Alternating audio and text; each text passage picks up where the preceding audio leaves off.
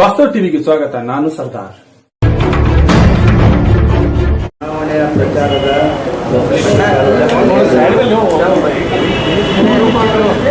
ನಾವು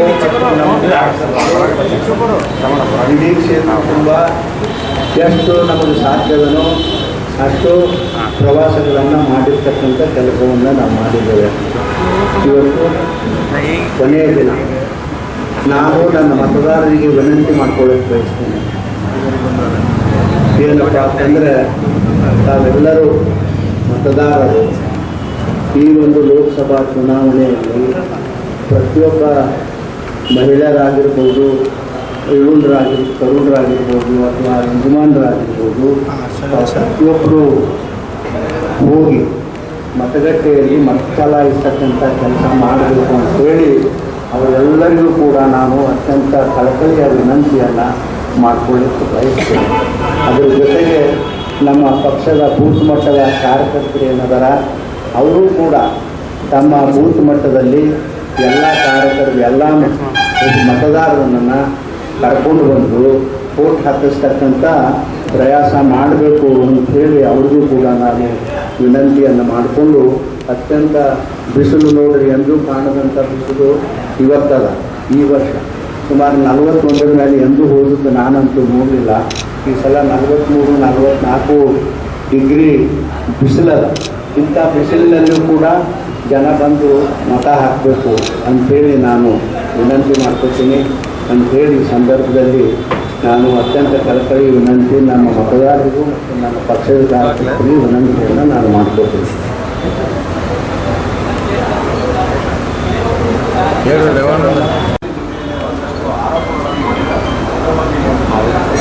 ಹಾಗಾಗಿ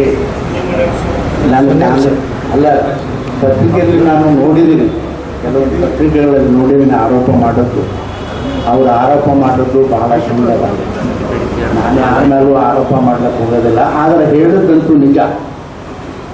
ನಮ್ಮ ಪಕ್ಷದ ಅಭ್ಯರ್ಥಿ ಅನ್ನೋದು ಕಾಂಗ್ರೆಸ್ ಅಭ್ಯರ್ಥಿಗೆ ಬಗ್ಗೆ ಹೇಳಿದಂತೂ ನಿಜ. ಅದು ನನ್ನ ವೈಯಕ್ತಿಕ ವಿಚಾರದಿಂದ ನಾನು ಹೇಳಿಲ್ಲ. ಕ್ಷೇತ್ರದಲ್ಲಿ ನಾನು ಪ್ರವಾಸ ಮಾಡುವಾಗ ಎಲ್ಲ ಮುಂದುವರೆದಿರ್ತಕ್ಕಂಥ ಸಮಾಜದ ಜನ ಬಂದು ನನ್ನ ಹತ್ತಿರ ಹೇಳಿದ್ರು, ಇಲ್ಲ ನಾವು ಭಾರತೀಯ ಜನತಾ ಪಕ್ಷಕ್ಕೆ ವೋಟ್ ಮಾಡ್ತೇವೆ, ಮೋದಿಯವರು ಮಾಡ್ತೇವೆ, ಮೋದಿಗೂ ವೋಟ್ ನಾವು ಮಾಡ್ತೇವೆ ಅಂತಕ್ಕಂಥ ಮಾತು ಅವರು ಹೇಳ್ಯಾರ. ಅದು ಅಲ್ರಿ ಗೌಡ, ನೀವು ವೋಟ್ ಮಾಡಬೇಕು ಅಂತ ನಾವು ಏನು ಹೇಳೋದು ಬೇಡ, ನಾವೇ ಮಾಡ್ತೇವೆ. ನಮಗೂ ಕೆಲವೊಂದು ಸಮಸ್ಯೆಗಳದಾವ. ಯಾಕಂತಂದ್ರೆ ಇವರು ನಮ್ಮ ರಾಜು ಆಲ್ಗೂರವರು DSS ಇಂಜಿನಿಯರಿಂಗ್ ಬಂದವರು, ಅವರು ಒಳ್ಳೆಯವರು ಅದ. ಆಮೇಲೆ ನನಗೂ ಕೂಡ DSS ಬಗ್ಗೆ ತುಂಬ ಅಭಿಮಾನ, ನನ್ನ ಗೌರವ.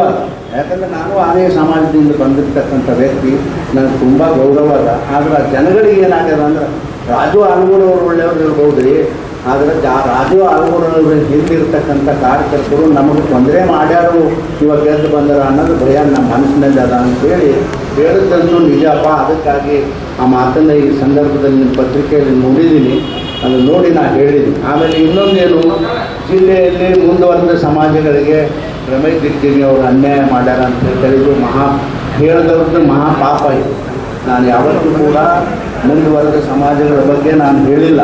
ಉತ್ತರ ಕರ್ನಾಟಕ, ಬಿಜಾಪುರದಲ್ಲಿ ಅಷ್ಟೇ ಅಲ್ಲ, ಉತ್ತರ ಕರ್ನಾಟಕದಲ್ಲಿ ಎಷ್ಟು ಜನ ನನ್ನ ವಯಸ್ಸಿನ ಲಿಂಗಾಯತ ಸಮುದಾಯದ ಜನ ಆದರೋ ಅವರೆಲ್ಲರಿಗೂ ಕೂಡ ರಾಮಕೃಷ್ಣ ಹೆಗಡೆ ಪಟೇಲ್ ಇದ್ದಾಗ ಸಹಾಯ ಮಾಡಿದವರು ಯಾರ್ಯಾರು ಇದ್ರೆ ಅದು ರಮೇಶ್ ಜಿಗಜಿಣಗಿ. ಉತ್ತರ ಕರ್ನಾಟಕದಲ್ಲಿ ನೋಡ್ರಿ, ಬೆಳಗಾಮಲ್ಲಿ AB ಪಾಟೀಲ್, ಆಮೇಲೆ ಉಮೇಶ್ ಕತ್ತಿ ಅವರು ಬೆಳಿಬೇಕಾದ್ರೆ ಹೆಗಡೆ ಅವ್ರ ಕರೆದು ಈ ಹುಡುಗ ಅವ್ರ ತಂದೆ ತೀರು ಹೋಗ್ಯಾನ, ಇವ್ರನ್ನ ಬೆಳಿಬೇಕು ಆ ಕ್ಷೇತ್ರದಲ್ಲಿ ಹೇಳಿದಾಗ ನಾನು ಹೆಗಡೆ ಮೇಲೆ ಕುಂದಿಸ್ಕೊಂಡು ಉಮೇಶ್ ಕತ್ತಿನ ಬೆಳೆಸಿರ್ತಕ್ಕಂಥದ್ದು ಹೆಗಡೆ ಅವ್ರ ಮಾತು ಕೇಳಿ ಅದು ನಾನು.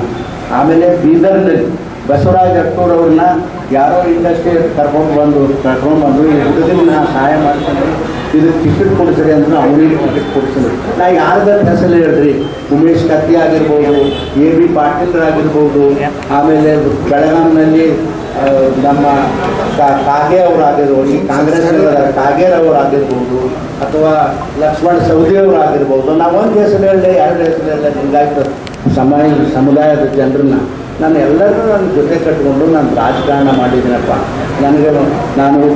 ನಾನು ನಿಜವಾಗಿ ಯಾವತ್ತೂ ಕೂಡ ಅವ್ರು ಯಾರಿಗೂ ಅನ್ಯಾಯ ಮಾಡಿಲ್ಲ, ಯಾವ ಸಮಾಜಕ್ಕೂ ಮಾಡಿಲ್ಲ. ಇವರು ನಾನು ಆಮೇಲೆ ಇನ್ನೊಂದು ಭಾಳ ವಿಚಿತ್ರವಾದಂಥದ್ದು ಅಂದರೆ ನಮ್ಮ ಜಿಲ್ಲೆನಲ್ಲಿ ಬಸನಗೌಡರ ಮಂತ್ರಿ ತಪ್ಪಿದವು ನಾನೇ ಅಂತ ಹೇಳ ಒಂದೊಂದಾಗಿ ಬಿಡಿಸಿ ಹೇಳ್ತೀನಿ. ಬಸವರಾಜ್ ಅವರು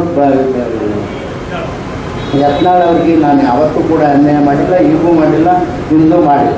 ನೋಡ್ರಿ, ನನಗೆ ಅವ್ರಿಗೂ ಗೊತ್ತದ ಬಸನಗೌಡರು ನನಗೆ ಪಾರ್ಲಿಮೆಂಟ್ನಲ್ಲಿ ಕರೆದು ಅವಾಗ ನಾನು ಎಲ್ಲಿದ್ದ ಹೆಗ್ಡೆ ಅವ್ರ ಜೋಡಿ ಇದ್ದ. ನನಗೆ ವೆಂಕಯ್ಯ ನಾಯ್ಡು ಅವರು, ಅನಂತ್ ಕುಮಾರ್ ಅವರು, ಆಮೇಲೆ ಪ್ರಮೋದ್ ಮಹಾಜನ 3 ಜನ ನನ್ನ ಸೆಂಟ್ರಲ್ ಹಾಲಿಗೆ ಬಂದು ನೀವು ಸ್ಪೀಕರ್ ರೂಮಿಗೆ ಬರಬೇಕು ಅಂತ ಹೇಳಿದ್ರು. ಅಲ್ಲಿ ಹೋಗಿ ಕೂತು ನಾವು ಮಾತಾಡಿದಾಗ ಏನು ಅಂದ್ರೆ, ಇಲ್ಲ ನಿನಗೆ ದೇಶದಲ್ಲಿ ಯಾವ ಮಂತ್ರಿ ಬೇಕೋ ಅದನ್ನು ನಾವು ಮಂತ್ರಿ ಕೊಡ್ತೇವೆ, ನೀನು ಬಿಟ್ಟು ವಾಜಪೇಯಿದವ್ರ ಜೊತೆ ಬರಬೇಕು ಅಂತ ಹೇಳಿದ್ರು. ಪ್ರಮೋದ ಅವ್ರಿಗೆ ಹೇಳಿದ ಪ್ರಮೋದ, ರಾಮಕೃಷ್ಣ ಹೆಗಡೆಕ್ಕಿಂತ ದೊಡ್ಡದೇನೋ ನಿಂದು ಮಂತ್ರಿಕೆ, ನಾನು ಹತ್ರ ಬರೋದಲ್ಲಪ್ಪ. ಆದರೆ ಮುಂದೆ ಜೀವನದಲ್ಲಿ ನಾನು ಬೇರೆ ಪಕ್ಷ ಸೇರೋದಾದರೆ ನಾ ಕಾಂಗ್ರೆಸ್ಗಂತೂ ಸೇರುವುದಿಲ್ಲ, ಯಾಕಂದ್ರೆ ಬಾಬಾ ಸಾಹೇಬ್ ಅಂಬೇಡ್ಕರ್ಗೆ ಅನ್ಯಾಯ ಮಾಡ್ಯಾರ ಅವರು. ನಾ ಸೇರುವುದಾದ್ರೆ ನಿನ್ನ ಪಕ್ಷನೇ ಸೇರ್ತೀನಿ ಅಂತಕ್ಕಂಥ ಮಾತು ಅವತ್ತು ಹೇಳಿದ್ದ. ಆದರೆ ಇವತ್ತು ಮಂತ್ರಿ ಮಾಡೋ ಇಚ್ಛಾ ಅದಲ್ಲ. ಬಿಜಾಪುರ ಜಿಲ್ಲೆಯಲ್ಲಿ ನನ್ನ ಸ್ನೇಹಿತದ ನಾವು ಯಾರೋ ಬಸನಗೌಡರ ಮಂತ್ರಿ ಮಾಡಿದ್ರ ಅಂತ ಹೇಳಿದವ ನಾನು. ಅವ ಲಿಂಗಾಯತರವಲ್ಲ ಬಸನಗೌಡರು. ಈಗ ರವಿ ಪಾಟೀಲ್ರು ಅವ್ರಿಗೆ ವಿರೋಧ ಮಾಡ್ಯಾರ ಅದನ್ನು ಭಾಳ ಜನ ಮಾತಾಡ್ತಾರೆ. ನಾ ಯಾವತ್ತೂ ಮಾಡ್ಲಿಕ್ಕೆ ಹೋಗಿಲ್ಲ. ಇವತ್ತು ದಾದಾಗೌಡ್ರು ಇದ್ದಿದ್ರೆ ಇದೆಲ್ಲ ಪರಿಸ್ಥಿತಿ ಗೊತ್ತಾಗ್ತೈತಿ. ಅವ ಹೆಂಗೆ MLA ಆದ, ಅವ್ನಿಗೆ ಯಾರು MLA ಮಾಡಿದ್ರು, ಇದೆಲ್ಲನೂ ಆಗ್ತಿತ್ತು. ಕಡೆ ಅದು ಪಾಪ ಪುಣ್ಯಾತ್ಮ ಅವರು ಇವತ್ತು ನಿಮ್ಮ ಮಧ್ಯೆ ಇಲ್ಲ. ಅವ್ರು ಇದ್ದಿದ್ರೆ ಗೊತ್ತಾಗ್ತಿತ್ತು. ಈಗ ನೋಡ್ರಿ, ಇಂಥವೆಲ್ಲ ಅಪವಾದನೆಗಳು ನೋಡ್ರಿ. ಆ ಮೀಸಿ ಮಣ್ಣುಗ ನಮ್ಮ ಬಳ್ಳೊಳ್ಳಿ ಮಣ್ಣಂಗೌಡರಿಗೆ ನಾವು ವಿರುದ್ಧ ಮಾಡೀನಿ ಅಂತ ಹೇಳ್ತಾರೆ. ಅವನೇ ನೋಡ್ರಿ, ಅವನಿಗೆ ಜಿಲ್ಲಾ ಪರಿಷತ್ದಾಗ ವಿರುದ್ಧ ಮಾಡೀನಿ ಅಂತ ಹೇಳ್ತಾರೆ. ಅವ್ನು ಜಿಲ್ಲಾ ಪರಿಷತ್ ಮೆಂಬರ್ ಆಗ್ಲಿಕ್ಕೆ ಪ್ರಯತ್ನ ಮಾಡೋದು ಮಾಡ್ಬೇಕಂತ ಹೇಳಿ ಅವನು ಅತ್ಯಂತ ಅವತ್ತಿಂದ ಈಗ ಭಾಳ ದೊಡ್ಡ ಮನುಷ್ಯರಾಗ್ಯಾರ. ಅವರೆಲ್ಲ ಮರ್ತಾರ, ಅವ್ರು ಮರೆತು ಬಿಟ್ಟಾರೆ ಎಲ್ಲ. ಅದ್ರ ಬಗ್ಗೆ ನಾ ಏನೂ ಹೇಳಕ್ಕೆ ಹೋಗೋದಿಲ್ಲ.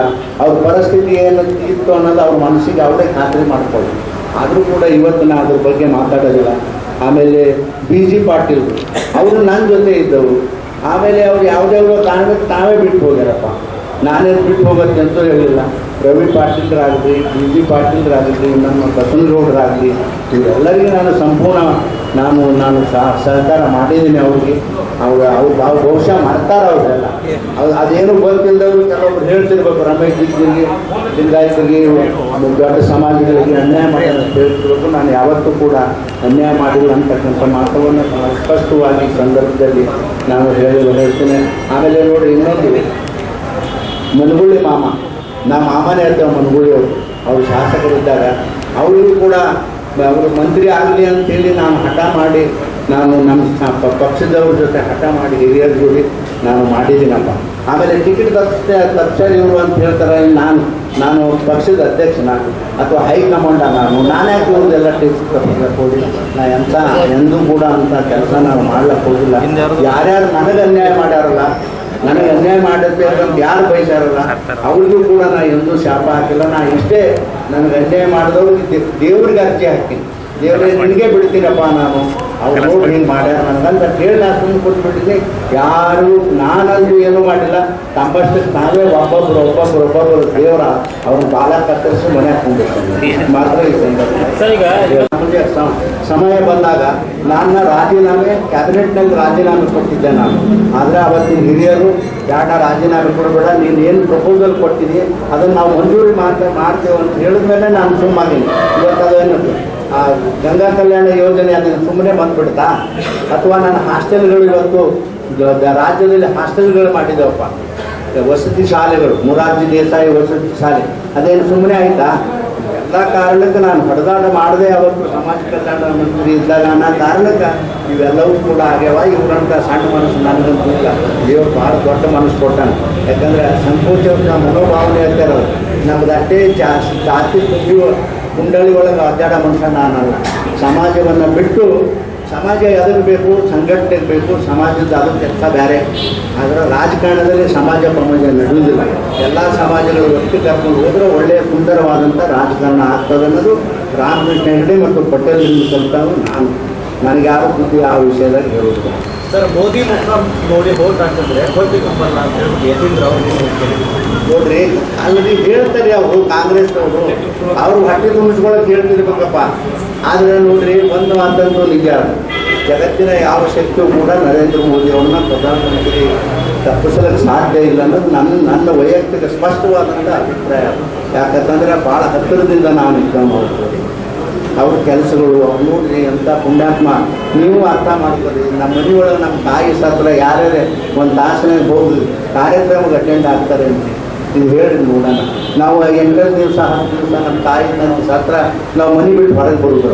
ಆ ಪುಣ್ಯಾತ್ಮ ಒಂದು ತಾಸಿಗೆ ನನ್ನ ದೇಶ ದೊಡ್ಡದು, ನನ್ನ ತಾಯಿ ದೊಡ್ಡಕ್ಕಲ್ಲ ಅಥವಾ ನನ್ನ ತಂದೆ ದೊಡ್ಡವಲ್ಲ ಅಂತ ಹೇಳ್ಕೊಂಡ ಮನುಷ್ಯ ದೈವ ಪುರುಷ ಅವ್ರ ಬಗ್ಗೆ ನಾನು ಇದಕ್ಕಿಂತಲೂ ಹೆಚ್ಚಿಗೆ ಏನೇನು ಹೇಳೋದಿಲ್ಲ. ಯತ್ನಾಳ್ ಅವರಿಗೆ ಮುಖ್ಯಮಂತ್ರಿ ಆಗೋ ಅವಕಾಶ ಇತ್ತು, ಅದನ್ನ ರಮೇಶ್ ಜಿಗಜಿಣಗಿ ತಪ್ಪಿಸಿದ್ರು ಅಂತೇಳಿ ರಾಜು ಅಲ್ಗೂರು. ರಾಜು ಅಲ್ಗೂರ್ಗೆ ಅವ್ಯಾವ ಹೇಳವ್ರಿ. ರಾಜು ಅಲ್ಗೂರ ನಾನು BJP ಚಿಂತೆ ಅವ್ನಿಗೆ ಯಾಕ ತನ್ನ ಚಿಂತೆ ಮಾಡ್ಕೋತ ಹೇಳು, ನಾ ಗೆದ್ದು ಬರೋದು ಮಾತು ಚಿಂತೆ ಮಾಡೋದು ಹೇಳಿ. ಅವ್ರು ನೋಡ್ರಿ ನೀನು ಹತಾಶರಾಗ್ಯಾರ. ನಮಗೆ ಹೇಳ್ತಾರೆ ಹತಾಶ. ನಮ್ಮ ಜೀವನದಾಗ ನಾನಂತೂ ಎಲ್ಲೂ ಹತಾಶ ಆಗೋದಿಲ್ಲ. ಯಾಕಂದ್ರೆ ನನ್ನ ಹಣೆ ಬರ ಜನರ ಕೈಯಲ್ಲಿಲ್ಲ. ಜನ ಬೇಕಂದ್ರೆ ಓಟ್ ಹಾಕ್ತಾರೆ, ಅಲ್ಲಂದ್ರೆ ಬಿಡ್ತಾರಪ್ಪ ಅಷ್ಟೇ. ಅದನ್ನು ಮತ್ತೆ ನೀವು ಹೇಳಿದ್ರೆ ಬರೀಲಕ್ಕೆ ಹೋಗ್ಬೇಡ್ರಿ. ಯಾಕಂತಂದ್ರೆ ಹೌದ್ರಿ, ನಮ್ಮ ಹಣೆ ಬರಲ್ಲ. ಗೆಲ್ಲದಿತ್ತಂದ್ರೆ ಗೆಲ್ತಪ್ಪ, ಗೆದ್ದಿದ್ರೆ ಗೆಲ್ತ ಇವ್ಯಾರು ತತ್ಸಮ ಇವ್ಯಾರು ಹೇಳೋದು. ರಾಜು ಅಲ್ಗೂರು ಅವ್ರು ನನ್ನ ವಿರೋಧ ಒಬ್ಬ ಕ್ಯಾಂಡಿಡೇಟ್ ಅಪ್ಪ ಅಷ್ಟೇ. ಅವ್ರಿಗೆ ಎಲ್ಲರಿಗೂ ಏನಾಗಿಲ್ಲ, ರಮೇಶ್ ಜಿಗಜಿಣಗಿ ಇದು ಅವರು ಮೊದಲೇ ಭಾಳ ಚಂದ ಯೋಚನೆ ಮಾಡಿದರು. ಅವರು ಅಲ್ಲ ಅಂತ ಭಾಳ ಜನರ ಮುಂದೆ ಹೇಳಿದ್ರು ಇಲೆಕ್ಷನ್ ನಿಂದಿರ್ಲಾಕ. ಈ BJPಗೆ ಏನು ಎಡವಟ್ಟು ನಾವು ನಿಂದಿರ್ಬೇಕು ಅನ್ನೋದು ಅವ್ರ ತಲೆ. ಅದು ಏನೇನು ಇತ್ತು ದೇವ್ರ ತಂದ ನನಗೆ ಹಾಕ್ತಿದ್ವಿ. ಹಿಂಗಾಗಿ ಅದು ಹತಾಶರಾಗ್ಯಾರ. ಫಲಿತಾಂಶ ನೋಡ್ರಿ, ಫಲಿತಾಂಶದ ಬಗ್ಗೆ ಯಾರೂ ಚಿಂತೆ ಮಾಡೋದಿಲ್ಲ. ನಮ್ಮ ಮಾಡುವಂಗಿಲ್ಲ, ಬೇರೆ ನನ್ನ ಸ್ನೇಹಿತರು ಮಾಡುವಂಗಿಲ್ಲ.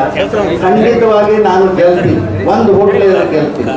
ಆದ್ರೆ ಹೆಚ್ಚಿಗೆ ಬಂದ್ರೆ ಹೋದ ವರ್ಷಕ್ಕಿಂತಲೂ ಒಂದು ಹೋಟ್ಲೇರೆ ಹೆಚ್ಚಿಗೆ ಗೆಲ್ತೀನಿ, ಇಲ್ಲ ಒಂದು ಹೋಟ್ಲೇರ ಗೆಲ್ತೀನಿ. ನೋಡಿರಿ, ಒಬ್ಬ ಮನುಷ್ಯನಿಗೆ ಟಿಕೆಟ್ ಹಚ್ತದ ಅಂತ ಹೇಳಿ ನಾನು ಅರ್ಥ ಮಾಡ್ಬೋದು.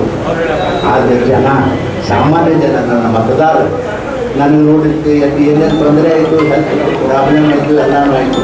ಅವು ಏನು ಹೇಳ್ತಿದ್ರು ಜನ ಅಂದರೆ, ಮುದ್ಯ ನೀನು ಟಿಕೆಟ್ ತೊಗೊಂಬಾರು, ನೀನು ಸತ್ರು ನೀನು ಹಣಕ್ಕೆ ಹೋಗಿ ಹಾಕಿ ಅಂತ ಹೇಳ್ತಾರಲ್ಲ.